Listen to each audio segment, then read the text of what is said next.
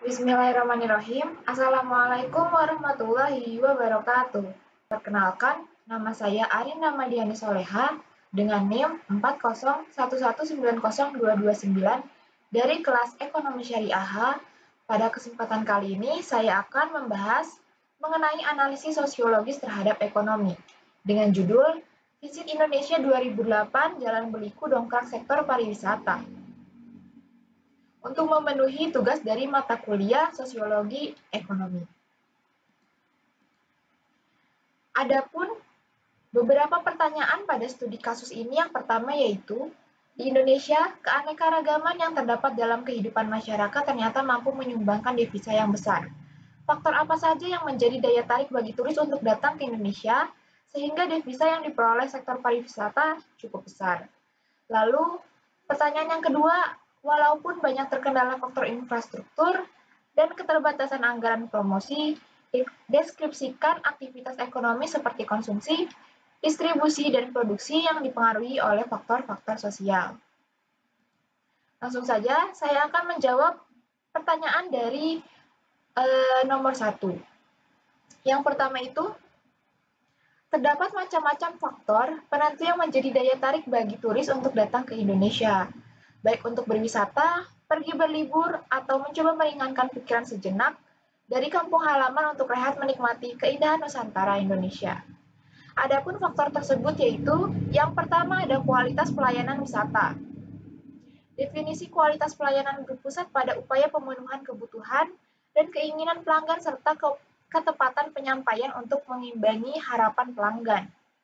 Menurut Wyckoff, dalam Ciptono tahun 2012, kualitas pelayanan adalah tingkat keunggulan yang diharapkan dan pengendalian atas tingkat keunggulan tersebut untuk memenuhi keinginan pelanggan. Sebagai contoh, orang Indonesia sudah banyak dikenal sebagai masyarakat yang ramah di mata wisatawan asing. Dengan adanya kualitas pelayanan pada setiap wisata maupun destinasi menjadi hal yang sudah biasa dilakukan oleh mayoritas masyarakat Indonesia. Lalu selanjutnya yang kedua ada faktor kualitas produk wisata. Menurut Kotler dan Armstrong tahun 2006, halaman 273, kualitas produk adalah totalitas fitur dan karakteristik produk atau jasa yang bergantung pada kemampuannya untuk memuaskan kebutuhan yang dinyatakan atau tersirat. Wisatawan lebih mengenal istilah objek wisata daripada produk wisata. Kualitas objek wisata ditentukan oleh sejauh mana komponen objek tersebut mampu memuaskan pelanggannya sesuai dengan janji yang ditawarkan oleh produsen, menurut Sulistiani tahun 2010. Produk wisata yang terdapat pada Nusantara Indonesia tidak luput atau tidak jauh dari keindahan alam, nuansa pantai dan pegunungan yang dapat memanjakan mata dan meringankan pikiran bagi wisatawan asing. Lalu faktor yang selanjutnya ada objek dan daya tarik wisatawan. Objek dan daya tarik wisatawan, alam atau ODTWA, merupakan potensi ODTWA yang berbasis pengembangan pariwisata alam yang bertumpu pada potensi utama sumber daya alam atau Natural and Cultural Based Tourism, menurut Syahadat tahun 2010. Demikian halnya dengan pengembangan pariwisata alam di Indonesia yang memiliki potensi ODTWA yang cukup tinggi, antara lain berupa keanekaragaman hayati, atraksi kehidupan satwa liar, dan keindahan panorama alam. Lalu selanjutnya saya akan menjawab dari pertanyaan kedua. Dalam kehidupan sehari-hari manusia tidak luput dari bantuan manusia atau sosial. Tidak ada seorang pun dapat membuat semua barang yang dibutuhkannya. Manusia selalu membutuhkan orang lain, oleh sebab itu ada kerjasama antara orang yang satu dengan orang yang lainnya. Kerjasama itu saling melengkapi. Ada orang yang bekerja sebagai petani, yang memproduksi bahan pangan, ada yang membuat pakaian untuk dijual dan diperdagangkan, dan seterusnya. Bentuk kegiatan ekonomi yang dilakukan manusia meliputi 3 kegiatan, yaitu produksi, distribusi, dan konsumsi. Yang pertama akan saya bahas yaitu produksi. Menurut pengertian ekonomi, produksi adalah setiap kegiatan atau barang dan usaha manusia untuk menghasilkan atau menambah nilai guna barang maupun jasa. Contohnya, menanam padi, menghasilkan padi, menjadi celana, menambah guna bentuk. Jadi, produksi mencakup 2 hal, yaitu menciptakan dan menghasilkan barang dan jasa serta menambah guna barang dan jasa. Orang yang melakukan kegiatan produksi itu disebut dengan produsen.